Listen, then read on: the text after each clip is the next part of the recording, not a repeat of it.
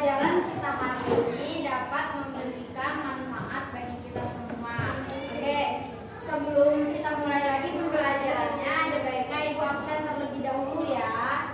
Setelah kita absensi, di sini Ibu akan mengajarkan tentang nilai-nilai tradisi yang ada di Indonesia. Nah, baiklah, pada mata pelajaran hari ini, sebelum kita mulai pembelajarannya, Ibu mau anak-anak untuk maju ke depan, karena di depan sudah Ibu siapkan suatu pertanyaan yang ada di belakang telur ini.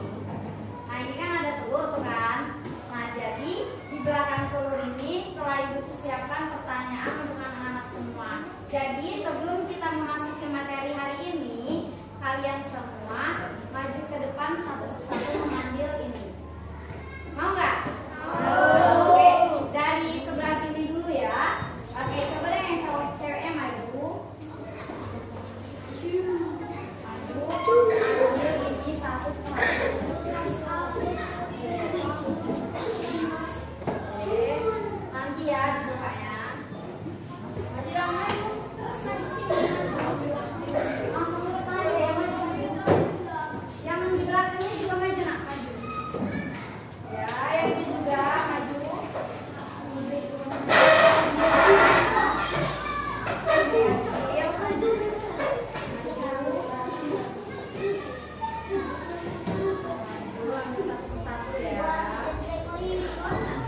Terus dari yang bawah coba, yang depan maju.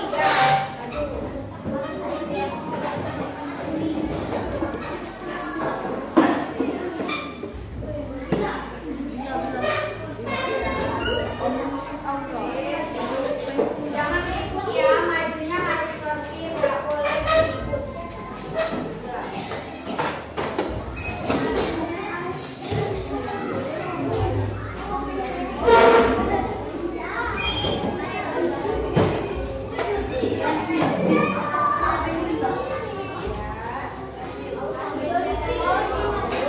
Langsung ikut yang udah ngambil langsung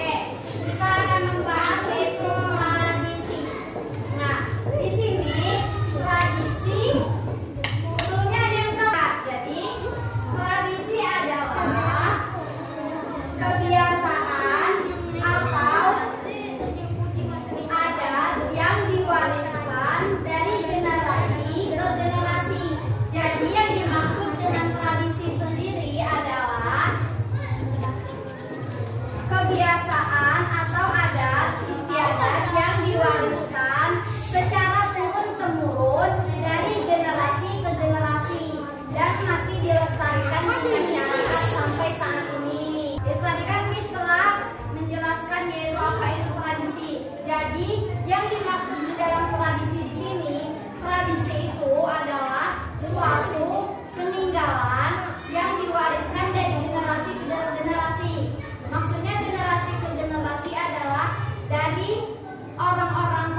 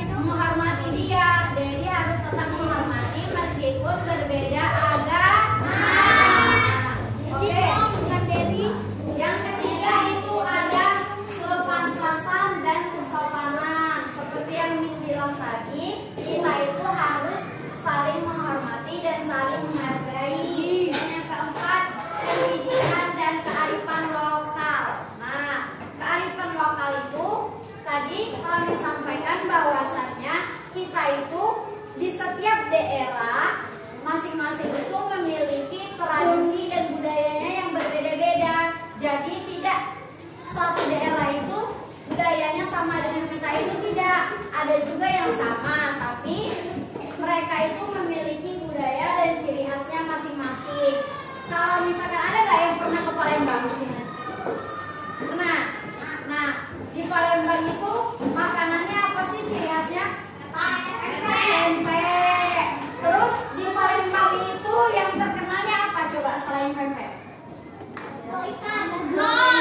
Terus ada lagi jembatan Ampera. Jembatan Ampera. Jadi tahu kan? Nah, jadi setiap daerah itu memiliki keunikannya masing-masing dan kebudayaannya masing-masing serta wisata-wisata dan tempatnya yang berbeda-beda. Sekarang Miss mau tanya, kan di sini kan rumahnya di Ketuan bukan? Nah, di Ketuannya yang terkenalnya apa coba? Apa? Apa coba yang terkenal dari Ketuan ini? Apa kalau misalkan apa? Bukan apa coba? Kan di sini kan mayoritasnya pekerjaan orang tuanya apa?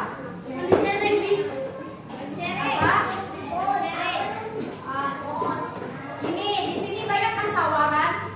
Banyak. Jadi yang terkenal di Ketuan ini adalah sawahnya. Sawahnya banyak kan? Ya. Oke. Selanjutnya yaitu ada lagi yang masih termasuk ke dalam tradisi yaitu Miss mau nanya nih, apakah penting menjaga tradisi? Penting nggak menjaga tradisi itu? Karena dengan menjaga tradisi kita akan mempertahankan tradisi kita dan dapat memperkaya dan memperkuat jati diri negara tersebut. Jadi kalau misalkan di Ketuan itu memiliki tradisi yang khas, kalau misalkan ada acara 17-an itu di sini sering nggak ngerayain? Sering. Terus ada acara-acara apa lagi coba? Acara-acara ada yasinan. Apa? Yasinan. Apa? Oh, sedekah. Organ. Banyak ya berarti ya. Jadi berarti penting harus menjaga macam apa tradisi yang ada di daerah kita agar kita itu dapat memperkenalkan tradisi tersebut ke orang banyak. Jadi misalkan kalau misalkan tradisi kita itu tetap harus kita budayakan dan lestarikan. Selanjutnya yaitu ada bagaimana cara menerapkan nilai-nilai tradisi di dalam kehidupan bermasyarakat. Nah, di sini cara menerapkan tradisi di dalam lingkungan masyarakat itu yang pertama adalah memperkenalkan budaya kita dengan orang lain. Terus yang kedua adalah menghormati warisan-warisan peninggalan yang ada. Kalau misalkan di sini kan ada contoh peninggalan-peninggalan warisan yang dari zaman dahulu itu. Nah, jadi kita itu harus tetap warisan tersebut terus ada sampai nanti keturunan dan penerus-penerus yang akan datang. Selanjutnya yaitu adalah memupuk sikap toleransi. Jadi harus saling menghormati, menghargai, mengayomi, dan masih banyak lagi sebagainya. Dan di sini agar anak-anak itu lebih paham tentang nilai-nilai tradisi di Indonesia, Miss punya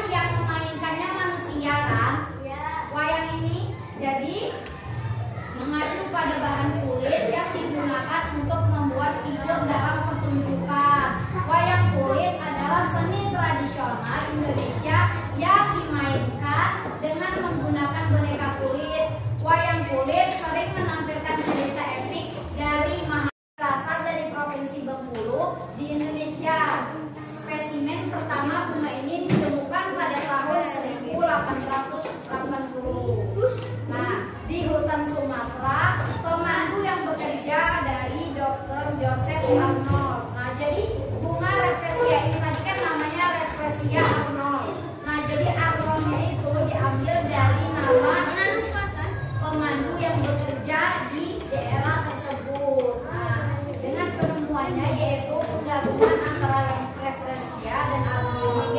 Oke, yang selanjutnya yaitu ada lagi permainan tradisional. Ini apa? Permainan apa ini? Apa? Apa? Permainan congklak. Apa main congklak? Permainan congklak itu biasanya idealnya dimainkan berapa orang? Dua. Dimainkan 2 orang kan? Nah, jadi asal usul permainan congklak ini berasal dari kebudayaan kuno Timur Tengah. Jadi permainan congklak ini awalnya bukan dari Indonesia, nah, tapi dari Timur Tengah. Diperkirakan sudah ada sejak 7.000 sampai 5.000 Masehi. Permainan ini kemudian menyebar ke Afrika dan Asia dan akhirnya masuk ke Indonesia. Di Indonesia, permainan ini dikenal dengan berbagai nama seperti congklak, dakon, dentuman, lamban, makautan, manggaleceng, atau anggalacar. Jadi congklak ini banyak namanya, bukan hanya congklak saja, tapi di berbagai daerah dan tempat yang lain pun nama congklak ini bermacam-macam. Oke, di sini Miss akan membagikan ini sama kalian. Ini kan satu barisan, jadi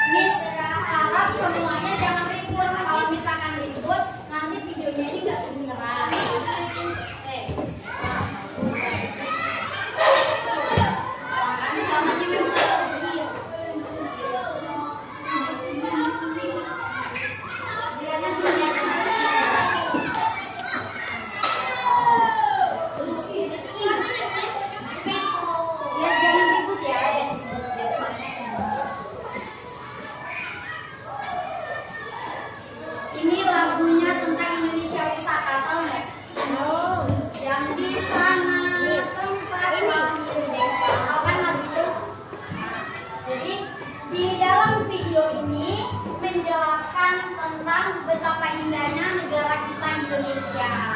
Nah, jadi di Indonesia itu anak-anak ketahui bahwasannya kita itu memiliki banyak sekali